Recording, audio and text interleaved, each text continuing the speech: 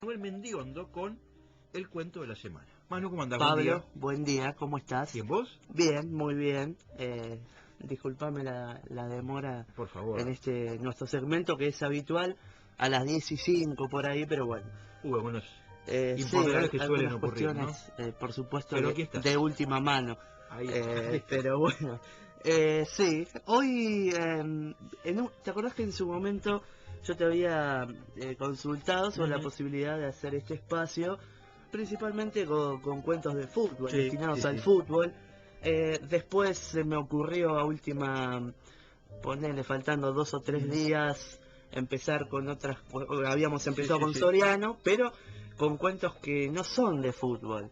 Y así nos hemos extendido en estos viajes, en estos recorridos por estos segmentos, eh, con cuentos más bien destinados a otra órbita, y no da tanto a la futbolera como la que sí vamos a leer en un ratito. O sea que sería este el primer cuento futbolero del cuento de la semana, desde que está el cuento de la semana. Así es, sí, Bien. vamos a iniciar, podríamos haberlo hecho, a ver, con Soriano, Fontana Rosa Y Dolina. y Dolina o mismo Galeano Claro, también. sí, es cierto, porque todos los autores han escrito cuentos de fútbol. Exactamente. A ver, que son cuentos, es literatura, porque esto es lo mismo que el periodismo, si es el periodismo deportivo, pero como que otra categoría, no deja de ser. Está Periodistas dentro. todos que se especializan o se dedican a alguna... Y esto es lo mismo, ¿no? Es muy bueno lo que decís porque todavía existe quizás ese cierto tipo de prejuicio, Sí, sí, sí, sí. con que,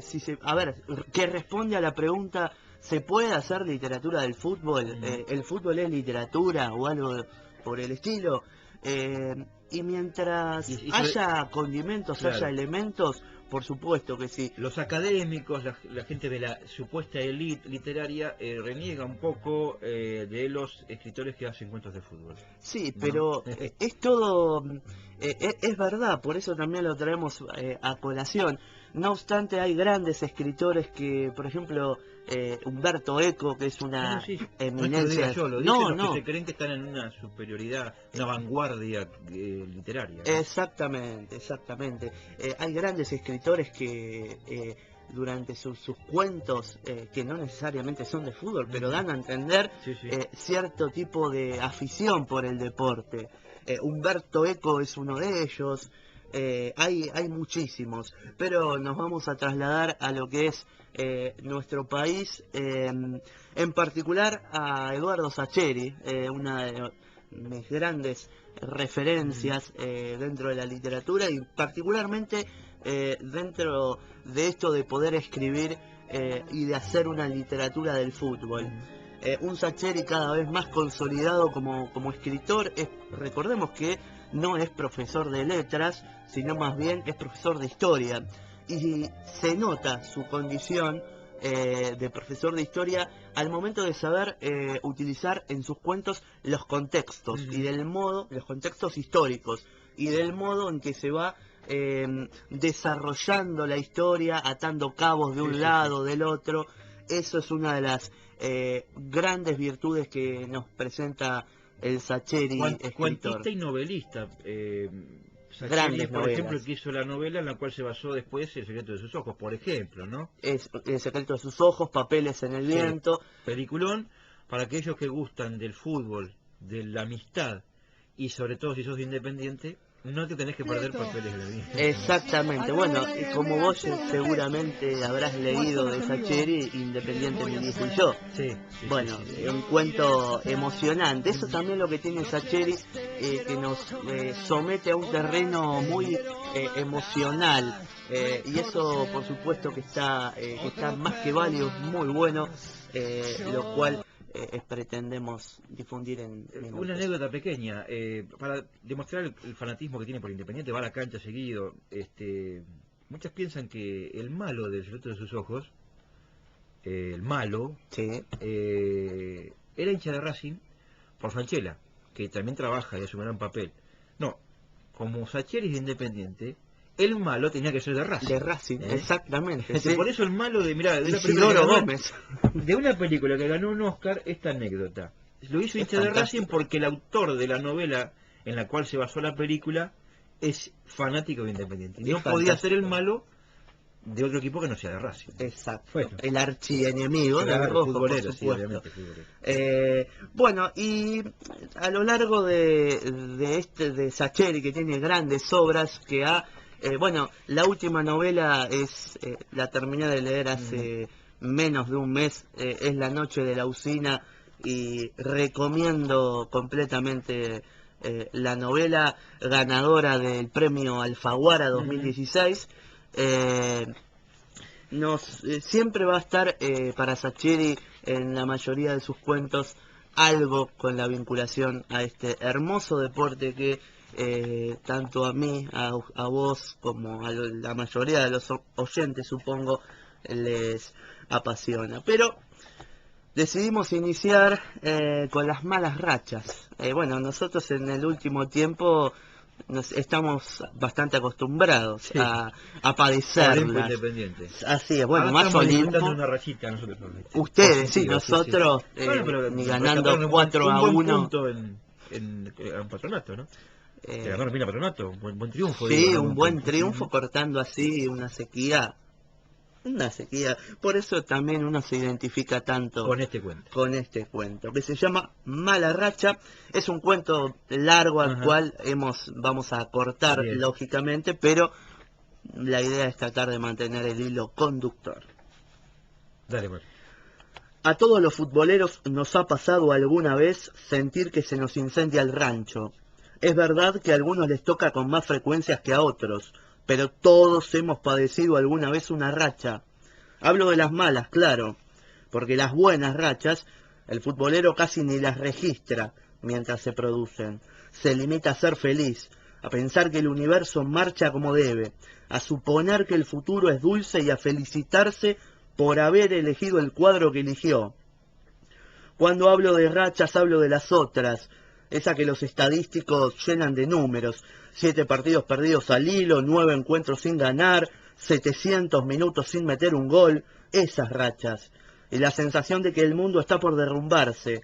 Sabemos que no es cierto, y que hay un montón de cosas en el mundo que siguen adelante, pero no nos importa.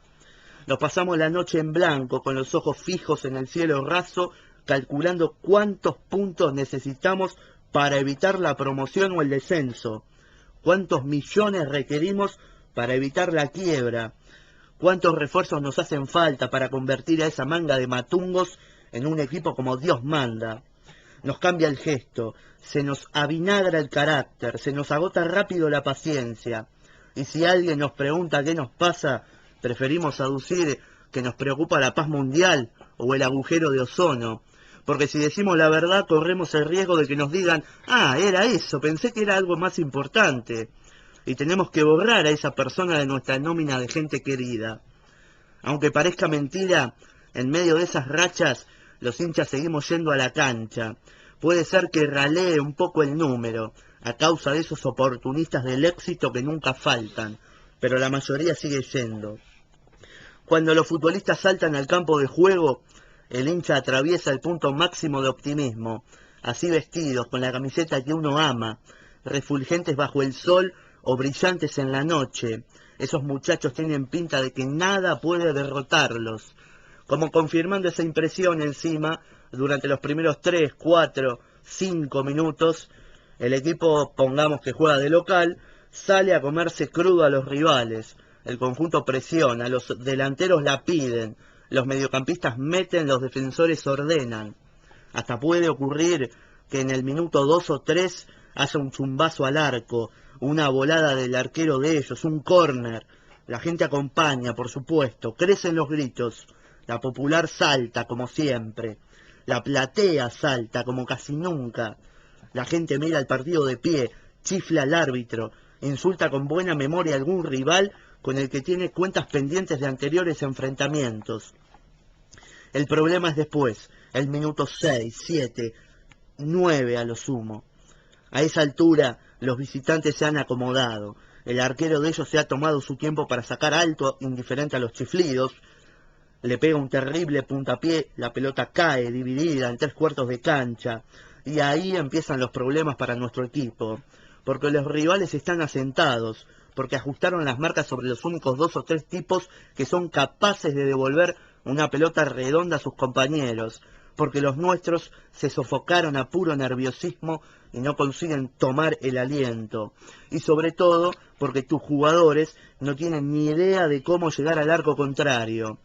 Por algo estamos como estamos, en una seguidilla funesta de derrotas. En la tribuna empiezan indefectiblemente los murmullos. Los buenos jugadores juegan mal, los jugadores pasables juegan horrible, y los que de por sí ya son malos, los que tienen tendencia a ser poco más que perros, con el mayor de los respetos por el noble animal, con el contexto de la crisis cometen chambonadas inenarrables, estupideces inverosímiles que ni siquiera hemos debido tolerar en un soltero contra casados. Cuando termine 0-0 el primer tiempo, todos los hinchas se enfrentan a un enorme dilema. ¿Qué hacer? ¿Insultarlos como se merecen? Mejor no. Eso puede bajonearlos más todavía. ¿Aplaudirlos tibiamente? Puede ser, aunque eso puede convencer a los jugadores de que ese empate miserable que están obteniendo vale la pena, que es todo un premio. Vamos todavía. En ese mar de dudas, los jugadores habrán de retirarse entre algunos silbidos aislados, algunos aplausos náufragos, unos cuantos gritos de aliento y otros de reclamo. Pero nada de relajarse, claro, que todavía falta lo peor, el segundo tiempo. Probablemente ni siquiera nos regale esa andanada inicial de buenas intenciones. Y eso sí, tarde o temprano, a los 10 o a los 30, los visitantes van a embocarnos. Y qué fea sensación es esa de escuchar el grito de gol ajeno. Ver el festejo de los rivales es atroz, pero ver las caras, los gestos de tus jugadores es peor todavía, porque ni ganas de sacar del medio tienen. Si les dieran a elegir, se irían al vestuario con tal de no pasar vergüenza. Y todo vuelve a empezar, pero peor, porque los palurdos estos, si antes no tenían ni noción de cómo llegar al arco contrario, ahora no tienen ni idea de para dónde queda el mundo. Y las urgencias de la hinchada bajan de repente como una tormenta postergada. Ese ataque furibundo acepta algunas variantes. Puede ser que la hinchada se la agarre con el director técnico o con los dirigentes. En el primer caso, el entrenador tiene la opción de quedarse bien guardado en el banco de suplentes, y entonces los hinchas lo tildarán de cobarde, o de mantenerse de pie, erguido cerca del lateral y a la vista de todos, y entonces los hinchas lo acusarán de provocador y prepotente. Si la bronca va hacia los dirigentes, puede ocurrir que se produzca algún tumulto en la zona del palco oficial, aunque si son varias las derrotas consecutivas, es más probable que los dirigentes prefieran seguir las alternativas del partido por televisión, por radio, por telex o mediante palomas mensajeras que vayan a entregarles el resultado. Los insultos y los cánticos agresivos solo se suspenderán por un momento si el equipo tiene una situación de riesgo a favor. Durante los últimos minutos, mientras tus jugadores lateralizan la pelota a la altura del mediocampo, pero no para hacer tiempo, sino porque no tienen ni noción de cómo acercarse al arco contrario, atronará el hit de los últimos años. Ese cántico que tiene la particular ventaja de permitirle a la hinchada local insultar a sus futbolistas y al equipo contrario al mismo tiempo. ¿Será por esa economía de recursos que se ha popularizado tanto? El lector sabrá dispensarme por momentos de elegancia, de copiar lo textual, pero me refiero a ese que empieza con jugadores, que sigue aludiendo a la anatomía de sus progenitoras, continúa recomendando una actitud viril de la que al parecer el plantel carece, y terminan con un que no juegan con nadie, para dar a entender que esos rivales que están a punto de derrotarlos son redondamente una manga de muertos de frío. Poesías aparte, el silbatazo del árbitro al final apenas se escucha, porque la rechifla que baja de las tribunas es tan arrolladora que tapa todo, o casi todo, porque los visitantes tendrán la precaución de esperar a que se nos acabe el aire para, entonces sí, burlarse de nosotros y de nuestra suerte maldita. Y si lo narrado hasta aquí es una verdadera pesadilla, vale preguntarse, ¿podría ser peor? Sí, siempre puede ser peor. Y ver jugar a nuestro equipo nos muestra que sí, que siempre se puede estar peor. Basta con esperar a la semana que viene. Alguna vez, eso sí, las cosas cambian, y eso es lo que no entienden los que no son hinchas del fútbol, o los oportunistas que se creen que el fútbol es un lecho de rosas. Ellos volverían a la cancha después del final de la mala racha, después de un par de victorias como mínimo. Pero los futboleros no. Los futboleros necesitamos estar ahí cuando todo anda mal, para asegurarnos de estar ahí cuando cambie. Y si no importa si antes del cambio nos falta comernos otras 6 o 7 derrotas, agregar 12 partidos sin ganar o 14 horas sin meterle un gol a nadie. Ahí estaremos. Y cuando la racha termine, santo Dios, habremos nacido de nuevo. Bueno, ¿cuántos se deben haber sentido identificados, no? Nos debemos haber sentido identificados con esta historia de la mala racha. Mala racha, sí, todos. Cosas que el fútbol solamente explica, ¿no? Exactamente, sí. El básquet por allí, por decir otro deporte bastante popular, También puede... es bastante más lógico, me parece, ¿no? Sí, habitualmente en el básquet gana el que juega mejor. En el fútbol por ahí no pasa tanto eso. Y por eso lo hace tan atractivo, además, ¿no? Exacto, eso es el condimento especial que tienen, bueno, estos cuentos de Sacheri, que largamente uno se puede sentir identificado, se puede sentir emocionado, sí, también, no sé si con este cuento en particular, pero si uno va descubriendo la lectura de Sacheri, que por cierto es de las más recomendables en este último, lo que puedo humildemente recomendar yo, ¿no? Bueno, Manu, muchas gracias, muy lindo el cuento de Sacheri en Mala Racha. A vos. La seguiremos el jueves que viene. Así será. Así pasó, como todos los jueves, por Lado Riego, por La Radio Está Servida, el cuento de la semana con el señor Manuel Mendión.